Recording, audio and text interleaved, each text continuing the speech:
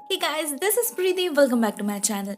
Guys, आज हम बात करने वाले हैं कोल्ड प्रे सीरीज की फाइनल इंस्टॉलेशन कोल्ड प्रे 3 के बारे में। ये एक नॉर्वेजियन स्लैशर फिल्म है, 2010 में रिलीज हुई थी और कोल्ड प्रे 2 की प्रीक्वल है। मतलब ये पूरी कहानी यहीं से शुरू हुई थी। इस फिल्म में हमें देखने मिलेगी द माउंटेन मैन की ओरिजिन। हमें पता चलेगा उसके और उसके फैमिली के साथ आखिर क्या हुआ था, और साथ ही साथ बाकी दो फिल्म्स की तरह इस फिल्म में भी हमें कुछ ब्लड थर्स्टी सीन्स जरूर देखने मिलेगी। दोस्तों, इस फिल्म को डायरेक्ट किया है मिकेल ब्रायन सैंडरमॉस ने। IMDb पर इसका रेटिंग है 5.1 आउट ऑफ 10 और 85% गूगल यूजर ने इसे लाइक भी किया है। दोस्तों, अगर आपने इस सीरीज की बाकी दो पार्ट्स नहीं देखी है तो आपको एक्सप्लेनेशन लिंक आई बटन पे या फिर डिस्क्रिप्शन बॉक्स में मिल जाएगी, चाहो तो चेक कर सकते हो। लेकिन फिलहाल इस वीडियो पर कंसंट्रेट करते हैं। लेकिन स्टार्ट करने से पहले हम उस माउंटेन मैन के टीनेजर सेल्फ को एक नाम देंगे, क्योंकि इस फिल्म में कहीं भी उसका कोई नाम ही नहीं लिया गया, तो हम उसे द बॉय बुलाएंगे। दोस्तों, ये कहानी शुरू होती है साल 1976 से। हम फिर से एक बार पहुंच जाते हैं उसी होटल में, होटल स्टेहॉय, और मिलते हैं इस होटल ओनर सिग्रीड और गुनेर से। उनके बातों से हमें पता चलता है लास्ट कुछ महीनों से इस होटल के आसपास बहुत सारे अजीब सी चीजें हो रही हैं, जिसके वजह से उनका बिजनेस बर्बाद हो चुका है। अभी पेक सीजन में भी एक भी कस्टमर नहीं आते इस होटल में। शायद बहुत जल्द उन्हें ये होटल बंद भी करना होगा। इसी बीच गुनेर की नजर पड़ती है दी बॉय के ऊपर। दी बॉय सिगरेट का बेटा है और गुनेर का सौतेला बेटा। वो कभी भी दी बॉय को एक्सेप्ट ही नहीं कर पाया था, हमेशा उसके बर्थ मार्क के वजह से उसे टीज करता रहता था, और आजकल तो होटल के इस कंडीशन के लिए उसे ही ब्लेम करता है। हम देखते हैं गुनेर उसे खींच कर बेसमेंट में ले जाता है और एक कमरे में बंद कर देता है, बहुत मारता है। दी बॉय बहुत चिल्लाता है, अपने माँ को बुलाता है, मगर सिगरेट जैसे इन आवाजों से यूज्ड हो चुकी थी, क्योंकि ऐसा पहली बार तो नहीं हो रहा। गुनेर बचपन से ही उसे ऐसे ही ट्रीट करता आ रहा है। आज बहुत दिनों बाद वो बेचारा उस बेसमेंट से निकला था, मगर गुनेर को ये भी बर्दाश्त नहीं हुआ। हम एक पुलिस ऑफिसर एरिन से भी मिलते हैं, जो अपने भाई जॉन से मिलने जा रहा था। जॉन एक बहुत ही वियर्ड किस्म के आदमी है, किसी से मिलना जुलना पसंद नहीं करते, सिविलाइजेशन से बहुत दूर जंगल के अंदर घर बनाकर रहते हैं। तो उसी रास्ते जाते वक्त उसे रेडियो पर एक मिसिंग चाइल्ड केस के बारे में पता चलता है, और ये बच्चा और कोई नहीं दी बॉय था, जो पिछले 2 दिन से लापता है। उस न्यूज में उसके पेरेंट्स की स्टेटमेंट भी रिकॉर्डेड है। उनका कहना था उनका बेटा रोज की तरह खेलने गया था मगर वापस नहीं आया, जो कि सरासर झूठ है। सच्चाई ये है कि एक दिन जब दरवाजा खोल के गुनेर उस रूम के अंदर जा रहा था तो दी बॉय भाग निकला। वो बस इस जिंदगी से दूर जाना चाहता था, मगर गुनेर और सिगरेट उसका पीछा करते हैं और एक गड्ढे में जिंदा दफना देते हैं। मतलब अब तक शायद उस बच्चे का शरीर ठंड में जम चुका होगा। नाउ बैक टू प्रेजेंट, हम एरिन को देखते हैं। वो जॉन के घर जा पहुंचता है और देखता है जॉन एक डॉगी को काट रहा था। टेबल के ऊपर एक चाकू भी उसे नजर आता है, जिस पर खून लगा हुआ था। लेकिन उस तरफ ध्यान ना देते हुए एरिन जॉन से पूछता है क्या उसने किसी बच्चे को शेल्टर दिया है, क्योंकि इतनी ठंड में वो बच्चा और कहाँ जा सकता है। लेकिन जॉन जवाब में बहुत ही रूडली उससे कहता है कि उसे और किसी इंसान का चेहरा नहीं देखना, इवन एरिन का भी नहीं। तो एरिन वहां से निकल जाता है और दरवाजा बंद होते ही हम इस जॉन के पास उसी बच्चे की एक फोटो देख पाते हैं। उसी दिन रात में सिगरेट जब सोने की तैयारी कर रही थी, उसे कॉरिडोर पे किसी की प्रेजेंस महसूस होती है।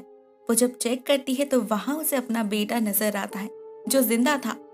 सिगरेट जिस बेटे को अपने हाथों से कब्र देकर आई थी, उसे जिंदा देख गले लगाने जाती है, मगर दी बॉय और ये नाटक झेल नहीं पा रहा था, तो वो अपने माँ के पेट पर चाकू से स्टैब कर देता है, जिससे वहीं पर उसकी मौत हो जाती है।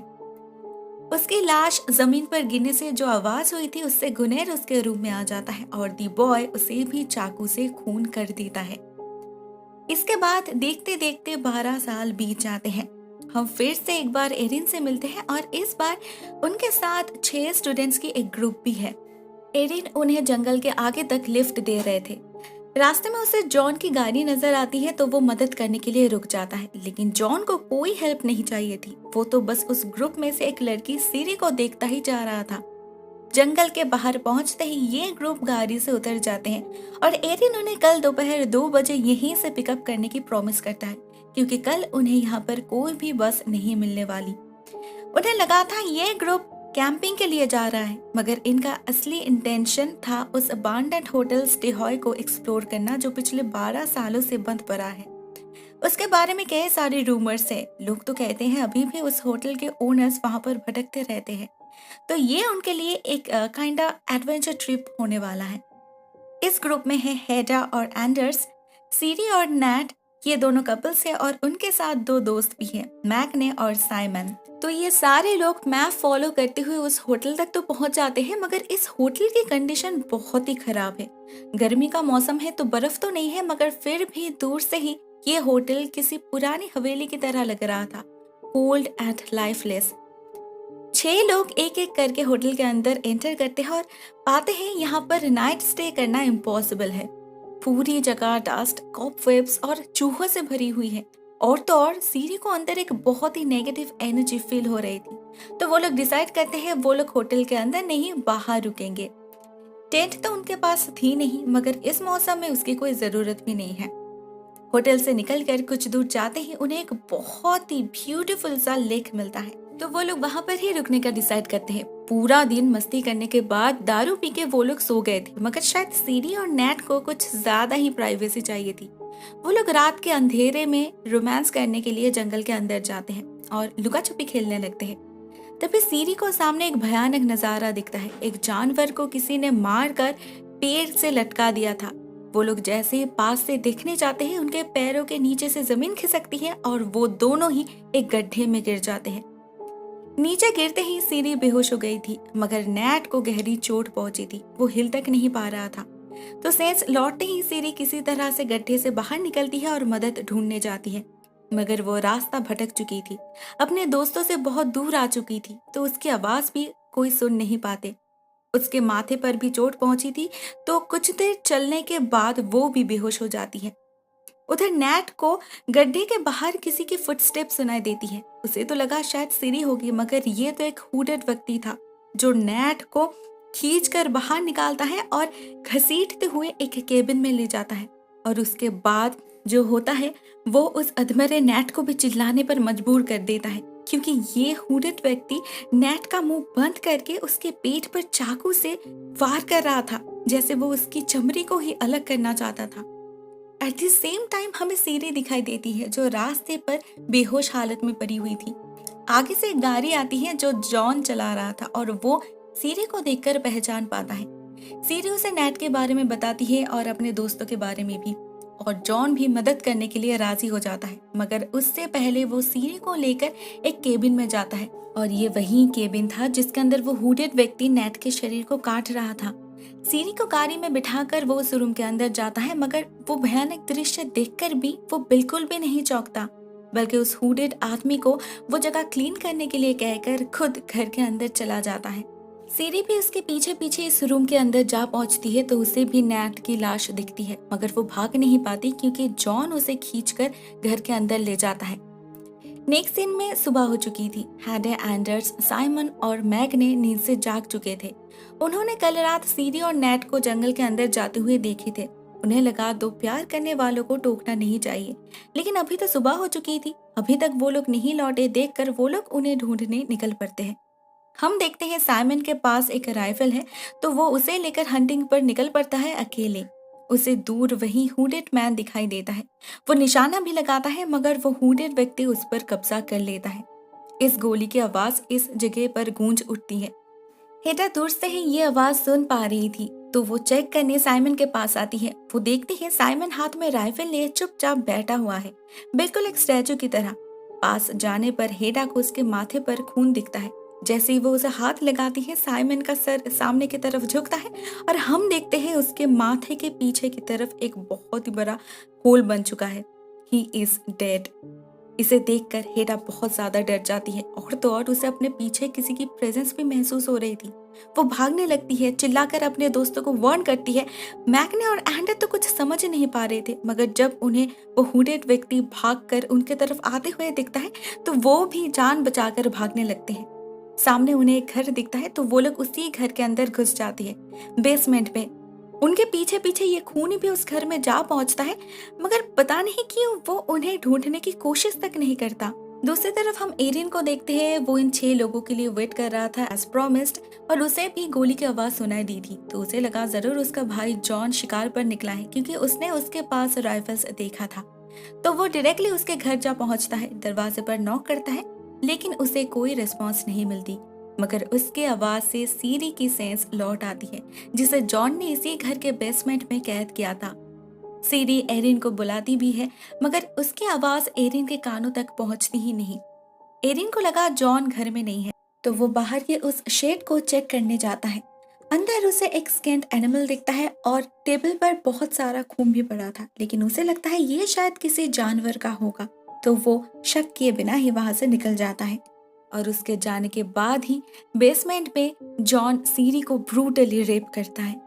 उधर उस घर के बेसमेंट में बहुत देर से कैद रहने के बाद मैग ने बाहर निकलता है चेक करने, लेकिन वो हुडेड व्यक्ति तब भी वहां पर ही मौजूद था, मगर ऊपर के फ्लोर पे था। तो मैग ने अपने दोस्तों को बेसमेंट से बाहर निकालता है, लेकिन गलती से उसके हाथ से वो ट्रैप डोर छूट जाता है और बहुत जोर से आवाज होती है, जिससे वो व्यक्ति को भी पता चल जाता है वो लोग कहाँ हैं। तीनों दोस्त मिलकर फिर से एक बार भागने में कामयाब तो हो जाते हैं, मगर ये खूनी अभी भी उनका पीछा कर रहा था। इवन उसने तो मैग्ने को घर से बाहर निकलते समय ही पकड़ लिया था। थैंक्स टू हेडा, उसके प्रेजेंस ऑफ माइंड के वजह से मैग्ने अभी तक जिंदा है। आगे जाने पर उन्हें एक नदी मिलती है। पानी का बहाव बहुत तेज था, मगर वो लोग रुक नहीं सकते, क्योंकि वो खूनी उनकी ओर तीर छोड़ने लगा था। एक एक करके वो तीनों ही पानी में छलांग लगाते हैं, मगर फिर भी एक तीर जाके लगता है एंडर्स के सीने पर और दूसरा मैग्ने के पैर में। बहुत मुश्किल से हेडा जब पानी से बाहर निकलती है, तब वो देखती है एंडर्स ऑलमोस्ट डूब चुका है। वो उसे तो बचा लेती है, मगर मैग्ने गायब हो चुका था। हेडा जख्मी एंडर्स को एक जगह पर छुपाकर मैग्ने को ढूंढने जाती है। दूसरी तरफ हम मैग्ने को देख पाते हैं, वो जिंदा है, मगर पैर में चोट लगने की वजह से कमजोर पड़ चुका है। रात हो चुकी थी, वो फिर से जंगल के अंदर से ही भागने लगता है। सामने उसे एरिन की कार नजर आती है, जो फिर से इसी जंगल में वापस आया था इन्हीं लोगों को ढूंढने। असल में वो सारे लोग एक ही जगह पर थे, मगर एक दूसरे से बिछड़ चुके थे। मैग्ने उस गाड़ी को चलाने की कोशिश करता है, वो भी चाबी के बिना ही। तो वो गलती से एक बार सायरन ऑन कर देता है, जिससे सभी को उसके लोकेशन के बारे में पता लग जाता है। लेकिन सबसे पहले उसके पास पहुंचता है वो खूनी। जैसे ही गाड़ी स्टार्ट होती है, मैग्ने को भागने का मौका मिलता है, ये खूनी उस पर हमला करके उसे मार डालता है। हम सीरी को देखते हैं, उसके हाथ पैर बांध के उसे बेसमेंट में छुपा कर रखा गया था। वो किसी तरह से अपने आप को फ्री करती है और उसे एक मैच बॉक्स मिलता है। उसके रोशनी से वो देखती है यहाँ पर एक फोटो है, जो दी बॉय और उसकी पेरेंट्स की है। एक स्केच है जो डिस्क्राइब कर रहा था कैसे उसने अपने पेरेंट्स को मारा था, और एक रिंग भी जो सिगरेट की है। तभी उसे बाहर वही हुडेड व्यक्ति दिखाई देता है, जो मैग्ने के लाश को खींच कर अंदर लाता है और चेन से उल्टा लटका देता है। इसके बाद एक चॉपर से उसके शरीर को आधे हिस्सों में काट देता है, जैसे वो जानवरों को करता है। बेसमेंट के अंदर से सीरी ये सब कुछ देख पा रही थी, और शायद इसके बाद उसकी ही बारी थी, मगर जॉन उस खूनी को रोक लेता है। उसे बाकी दोनों को ढूंढने के लिए कहता है, क्योंकि सीरी उसका शिकार था। हम देखते हैं जब वो खूनी मैग्ने को मार रहा था, तब हेरा भी वहां पर पहुंच चुकी थी। उसने एक स्क्रू ड्राइवर भी उठाई थी, मगर अपने दोस्त को बचा नहीं पाई। इवन उसने एरिन को भी गाड़ी लेकर लौटते हुए देखा था। हजार बुलाने पर भी उसे कोई रिस्पॉन्स नहीं मिला, क्योंकि उसकी आवाज एरिन तक पहुंच ही नहीं पाई। तो हेरा को लगा अभी सिर्फ वो और एंडर्स से जिंदा है, तो वो उसे लेकर फिर से आगे बढ़ने लगती है। एंडर्स के घाव के अंदर अभी भी तीर का एक हिस्सा रह गया था, तो हेडा उसे बाहर निकालती है। नेचुरली एंडर्स को बहुत तकलीफ होती है और वो जोर से चिल्लाता है, और उसके आवाज से वो खूनी उन तक पहुंच जाता है। लेकिन अभी हेडा भी तैयार थी। एंडर्स के पास जाते ही हेडा उस पर उसी स्क्रू ड्राइवर से हमला कर देती है। उसे लगा वो उसे कब्जा कर पाएगी, मगर उल्टा वो ही हेडा को डुबोकर मारने लगता है। फाइनली एंडर्स उसके माथे पर वार करके उसे बेहोश कर देता है और खुद हेडा के साथ भाग निकलता है। उन्हें लगा था वो खूनी मर चुका है, तो वो लोग रिलैक्स होकर चलने लगते हैं और सामने उन्हें एक घर नजर आता है। वो लोग मदद मांगते हैं। उन्हें कहाँ पता था ये घर जॉन का है, और यहीं पर असल में सब कुछ हो रहा है। जॉन हेडा को तो अंदर आने देता है, मगर एंडर्स को बाहर ही रुकना पड़ता है। अंदर हेडा पुलिस को कॉल करने की कोशिश करती है, मगर इसमें तो कनेक्शन ही नहीं था। जॉन के बिहेवियर से उसे शक होता है, तो वो वहां पर पड़े शॉटगन को उठा लेती है। उसके आवाज से एंडर्स भी अंदर आ गया था तो बंदूक उसके हाथ में देकर हेडा एक दरवाजे के तरफ बढ़ती है जिसे जॉन छुपाने की कोशिश कर रहा था। ये दरवाजा बेसमेंट का था। हेडा अंदर जाती है और अंदर उसे एक क्लोजेट से सीढ़ी मिलती है। दोनों ऊपर आते हैं और गाड़ी की चाबी लेकर भागने की कोशिश करते हैं, मगर सीढ़ी जैसे ही दरवाजा खोलती है उसे सामने वही हुडेड व्यक्ति दिखता है और वो सीढ़ी को उसी स्क्रू ड्राइवर से मार डालता है। एडा और एंडर्स को तो लगा था ये खूनी मर चुका है। उसे वापस आते देख वो लोग बहुत ज्यादा डर जाते हैं और इसी का फायदा लेकर जॉन उनसे बंदूक भी छीन लेता है। लेकिन वो इस हुडेड व्यक्ति से बहुत नाराज था। उसने सीढ़ी को क्यों मारा? वो उस पर चिल्लाने लगता है, कहता है मुझे तुम्हें बचाना ही नहीं चाहिए था, छोड़ देना चाहिए था उस ठंड में जमने के लिए। ये बातें सुनकर ये खूनी गुस्से में जॉन को ही उसी बंदूक से शूट कर देता है। इसके बाद वो फिर से हेडा और एंडर्स को चेस करता है जो लोग बेसमेंट में जाकर छुप गए थे। एंडर्स दरवाजे को सील करता है और हेडा बाहर की तरफ पेट्रोल डाल के आग लगा देती है। इससे वो खूनी कुछ देर के लिए वहां से हटने पे मजबूर हो जाता है। उस रूम में एक छोटी सी खिड़की भी थी। हेडा एंडर्स को वहां से बाहर धकेलने की कोशिश करती है, मगर बाहर उनके लिए वो खूनी वेट कर रहा था जो एक क्रोबार से उसे मार डालता है। अभी सिर्फ हेडा ही बची थी। वो उस खूनी को ललचाकर अंदर लाती है और एक कुल्हाड़ी से हमला कर देती है, मगर उसे पता था ये अभी तक मरा नहीं, तो वो फिर से वो शॉटगन उठा लेती है। लेकिन तभी वहां पर जा पहुंचता है एरिन, जिसे पता चल चुका था ये सब कौन कर रहा है। पहले वो जॉन पर शक कर रहा था, मगर बाद में जब वो ध्यान से सोचता है उसे कुछ चीजें नजर आती है। जैसे वो जब इस ग्रुप को लेकर जा रहा था उन्हें जॉन ने देखा था और उसने जॉन को मना भी किया था शिकार करने से, तो वो जरूर शिकार नहीं करेगा, ये इलीगल है जानने के बाद भी। मगर उसके शेड में जानवरों की लाश तो थी, वो भी स्किन्ड। उन्हें देखकर एरिन को 12 इयर्स पहले की कुछ केसेस याद आती है जिसमें स्टेहॉय हिल के आसपास कुछ ऐसे ही जानवरों की लाश मिली थी। दोनों केसेस में सिमिलैरिटीज बहुत ज्यादा है। ये काम जॉन का नहीं हो सकता। उसे यह भी याद आता है उसने जॉन के घर में एक स्वेटर देखा था जो इस तस्वीर में इसी लड़के ने पहन रखा है। मतलब 12 इयर्स पहले जॉन ने ही उस बच्चे को शेल्टर दिया था। उसके घर के बेसमेंट में वो पिक्चर, ड्राइंग्स और रिंग यही साबित करती है। और मरने से पहले जॉन भी कुछ ऐसा ही बताने की कोशिश भी कर रहा था। नाउ एरिन इज 100% श्योर ये सब कुछ उसी लड़के ने किया है जो अभी हुडेड मैन बनकर जानवरों के साथ साथ इंसानों का भी शिकार कर रहा है। बैक टू प्रेजेंट, एरिन हेडा को गन नीचे करने के लिए कहता है, जो वो करती भी है। लेकिन तभी उस खूनी का सेंस लौटता है और हम पहली बार उसके चेहरे को बिल्कुल पास से देख पाते हैं। उसके लेफ्ट आई पर वो निशान क्लियरली विजिबल है। वो एरिन के पीछे जाकर खड़ा हो जाता है तो हेडा शूट करने जाती है, लेकिन एरिन को लगता है हेडा उसे शूट करने वाली है, तो उससे पहले एरिन खुद ही उसे शूट कर देती है और जिससे हेडा की मौत हो जाती है। फाइनल सीन में हम उस खूनी को देख पाते हैं जो आगे जाकर माउंटेन मैन बनने वाला है। वो उसी होटल में लौटा है और अभी से यही उसका हंटिंग ग्राउंड है। सो गाइस, यहाँ पर ही ये मूवी एंड होती है। हमें पता चलता है ये लड़का बचपन से ही साइको था। जानवरों को मारना, स्किनिंग करना, ये सब कुछ उसकी आदत थी, क्योंकि उसे जो टॉर्चर सहन करना पड़ता था वो भी दूसरों को वैसे ही दर्द देना चाहता था। एक दिन वो भाग निकलता है और अपने पेरेंट्स को भी मारकर उनके लाश को छुपा देता है। इसके बाद उसे शेल्टर मिलता है जॉन के पास।